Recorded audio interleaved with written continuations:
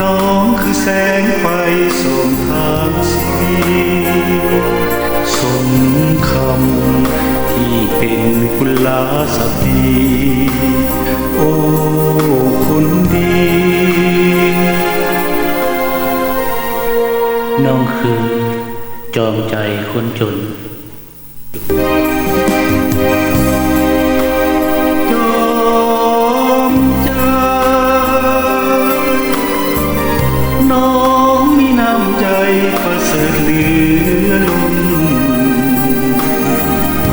เพื่อยอดยิ่งข้าจะทนคิดคนสร้างตนให้สมจอมใจ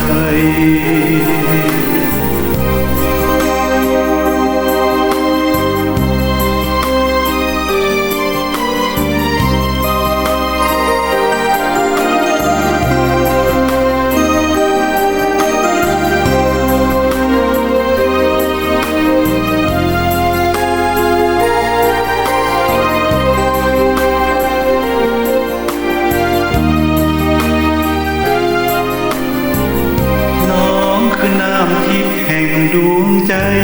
น้องคือแสงไฟส่องทางชีวิตสมคำที่เป็นกุลาสตรีโอ้คนดีน้องคือจอมใจคนจน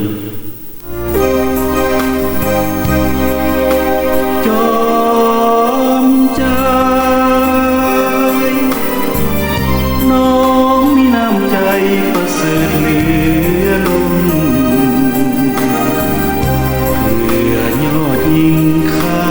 จะทนคิดคนสร้างตนให้สมจอมใจ